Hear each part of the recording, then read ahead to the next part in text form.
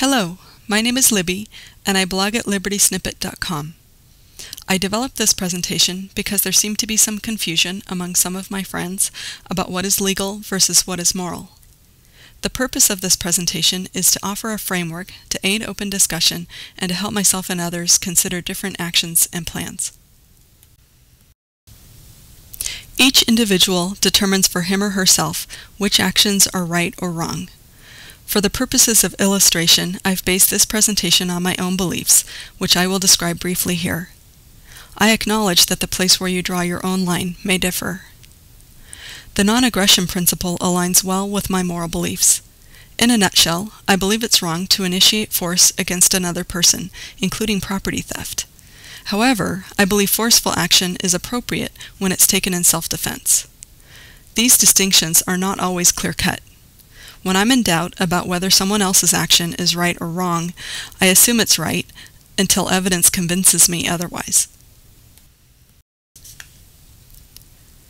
As you can see on this slide, I've placed examples of actions I consider moral in the top half and examples of actions I consider immoral on the bottom half.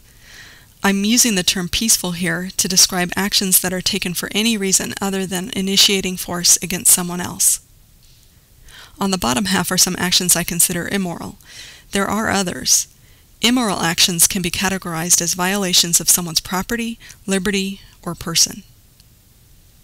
Now that we've laid down the moral part of the framework, how should we consider legal versus illegal action? To me, this is a very different question than what is moral or immoral. Therefore, I propose drawing a line down the middle of this diagram. As you can see, I've drawn the legal line in a dotted non-photo blue color, while I've drawn the moral line in heavy black. This is because my primary consideration is whether an action is right or wrong, while I consider the law primarily as a matter of self-preservation. Also, while the moral line is usually quite distinct for each person, the question of what is legal varies significantly based on locality and over time. For this example, I'll use what I understand to be the current law where I'm located. I've drawn the legal line perpendicular to the moral line in order to help illustrate the differences between these criteria. There are many ways of looking at things, but in order to keep things simple, the remainder of this presentation uses this framework. To help illustrate the different quadrants of this framework, I've used pharmaceutical distribution as a consistent type of business in all four quadrants on this slide. The main criteria for whether a drug is legal or illegal in a given geography is its approval status in that region. Most governments have a variety of overlapping and ever-changing requirements regarding the sale of pharmaceuticals. In the case of an approved drug, I expect that most companies would also be doing everything described in the upper left, as well as complying with the regulatory burdens placed on their business. Many people consider regulatory approval to be the ultimate measure of drug quality. My words of advice to them are, caveat emptor. Some examples of drug distribution that I consider immoral are on the bottom half of this slide. On the left are pharmaceutical distributors who cut their product with a harmful substance or who don't bother to ensure that the drug will work as advertised. Finally, forced vaccination programs are an example of drug distribution that some governments consider legal, but which I consider immoral. Going back to the categories of actions I showed earlier, this slide includes specific examples of actions I consider moral. Peaceful businesses must do many things in order to comply with government regulations, and licensure is just one of them. If someone takes an action in self-defense against another person, the legality of that action is typically determined either by the police or by a jury. However, if the self-defensive action is against a government employee, as in the case of a peaceful person resisting arrest, that is invariably considered illegal.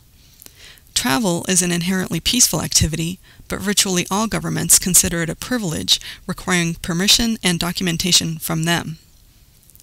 There are so many laws governing so many aspects of our lives that it was difficult to identify examples for the voluntary interaction category. I've listed gay marriage because many regions have made it illegal. However, it makes no sense to me that the government should have anything to say about anyone's marriage.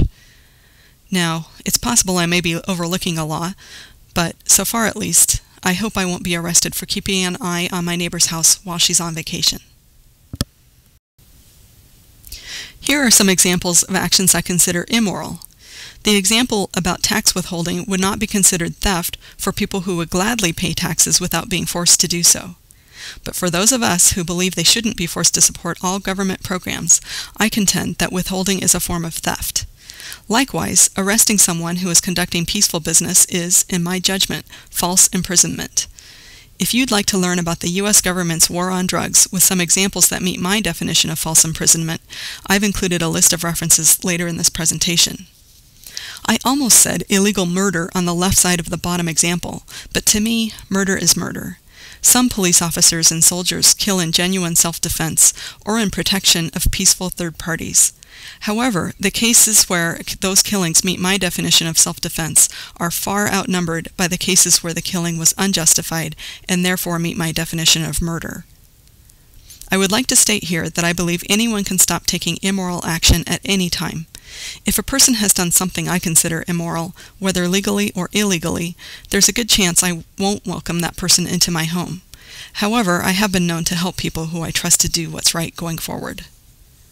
There are many people every day who stand up to the tests their lives and past mistakes have given them. Some choose to do what they know is right, despite significant personal risk. I have great compassion and respect for anyone who always does what he or she believes is right. I noticed a few patterns in developing this framework. Most of the actions I categorized in the upper left quadrant could be described as counter-economic, and so I've included the A3 logo here, which stands for agorism. Agorism is based on agora, which is a Greek word meaning open marketplace. Agorists support and/or practice counter-economics, which has been defined as all peaceful human interaction which is prohibited by government.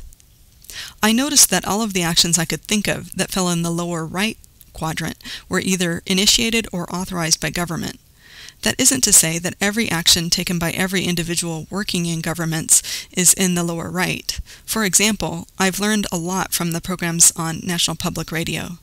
However, of the actions that fell in the lower right quadrant, I couldn't think of any that were not initiated or supported by government. The lower left quadrant includes actions that most people would consider criminal. However, I consider all of the bottom half of this diagram wrong, and therefore it's all criminal to me. This slide has some links to additional information on libertarian philosophy, counter-economics, and agorism. This slide has links to radio programs, videos, and documents with additional information about some of the examples I consider to be in the lower right quadrant of this framework, which includes legal but immoral actions. Please be careful when opening or listening to the links on this slide, as some of the content is disturbing. Many thanks to Mike Gogolski and Gary Chartier for helping me develop this presentation. If you would like to participate in a discussion about this work, please visit libertysnippet.com.